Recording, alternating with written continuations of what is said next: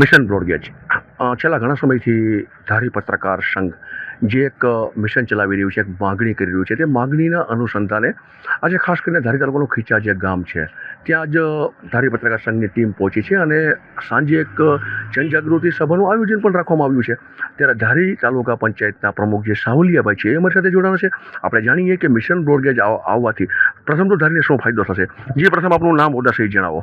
મારું નામ છે મહેશભાઈ રવજીભાઈ સાવલિયા.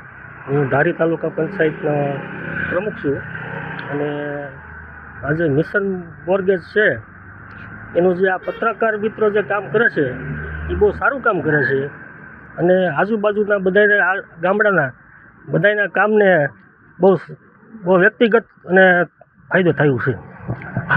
આપ જાણો છો કે છેલ્લા ઘણા સમયથી પત્રકાર જે મારા મિત્રો છે એ ક્યાંય ને ક્યાંય આજે મિશન ચલાવી રહ્યા છે, અભિયાન ચલાવી રહ્યા છે અને માગણી કરી રહ્યા છે. તો ખરેખર આપ મને એ જણાવો કે જો ખરેખર બ્રોડગેજ સેવાને જોડવામાં આવે ધારી તાલુકાને તો કેવા કેવા ફાયદા થાય એમ છે? નાના મોટા બધાને ફાયદા થાય એમ છે. કેવા કેવા ફાયદાઓ થાય? એમાં તો જો નાના તો ધંધા છે, મોટા ધંધા છે, એ લોકો બધાને ફાયદા થાય એમ છે. હા, જે તાલુકા પંચાયતના પ્રમુખ છે એમના દ્વારા સ્પષ્ટ જણાવવામાં આવ્યું કે જો મિશન બ્રોડગેજ અંતર્ગત જે માગણી થઈ રહી છે ધારી પત્રકાર સંઘની, એ માગણીને જો સંતોષવામાં આવે તો ખાસ કરીને જે નાના ધંધાર્થીઓ છે અને જે ટેક્સી બિઝનેસ છે, હોટલ બિઝનેસ છે, ટુરિઝમ પેલેસ તરીકે ધારી વર્ષોથી વિખ્યાત પણ છે. હજી પણ જાણીએ કે ખરેખર જરૂરિયાત કેટલી છે. જી, જરૂરિયાત કેટલી છે? જરૂરિયાત તો આ એક ખૂટે એમ જ નથી. દૂરના સ્થળો સુધી જવા માટે કોઈ કનેક્ટિવિટી નથી. એટલે માટે જો આ થઈ જાય એટલે બહુ સારી વાત છે. એમાં પત્રકાર મિત્રનો બધાનો આભાર માની જો આ તમે જે અભિયાન ચલાવ્યું છે એ બાબતથી. આપના ગામમાં આજે સાંજે સભા છે તે તો અમને એ પણ વિશ્વાસ છે કે મોટી સંખ્યામાં લોકો ઉપસ્થિત રહેશે, બરોબર? તો એ વિશે આપણે શું જણાવવાનું છે? કેટલા લોકો હાજર રહેશે? અમારે અત્યારે સાંજે 9 વાગે મિટિંગની કહું છું તો ઉપસ્થિત રહેવાના જ છે મિટિંગમાં.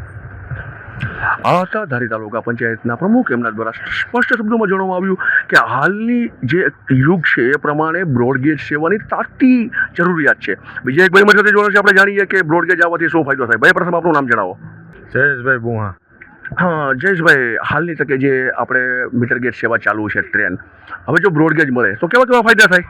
ઘણા બધા ફાયદા થાય બ્રોડગેજથી, બરાબર. કારણ કે આપણો આ એરિયો છે એ ટુરિઝમ એરિયો છે, બરાબર. તો એના માટે બહુ સારી વસ્તુ છે કે લોકોને આ બ્રોડગેજ થઈ જાય તો.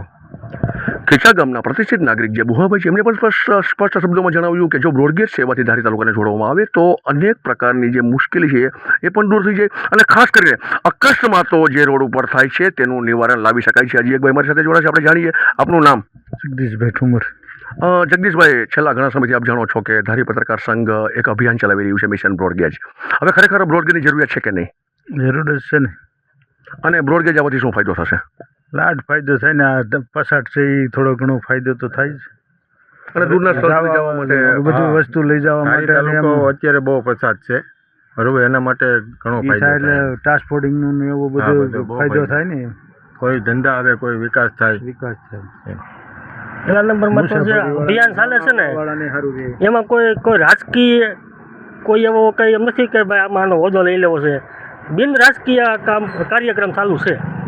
તો એ વિશે મારો છેલ્લો સવાલ છે આપને કે ખરેખર જે ધારી પત્રકાર સંઘ જે અભિયાન ચલાવી રહ્યું છે તે ખરેખર અભિયાન કેવું છે? એકદમ સારું, બહુ સરસ, એકદમ એનું કામ બહુ સારું, બહુ સરસ કામ છે. લેડીઝ કામ છે. આપણે જોયું કે ખીચા ગામના પ્રમુખથી માંડીને પ્રતિષ્ઠિત નાગરિકો પણ જણાવી રહ્યા છે ખાસ કરીને કે મિશન બ્રોડગેજ અભિયાન જે પત્રકાર સંઘ ચલાવી રહ્યું છે તે ક્યાંય ને ક્યાંય સફળ પણ થશે અને એમનું જે માગણી છે એ જ છે કે ખાસ કરીને બ્રોડગેજ સેવા ધારીને આપવામાં આવે. મેહુલ ત્રિવેદી, અબ તક ન્યૂઝ, ધારી.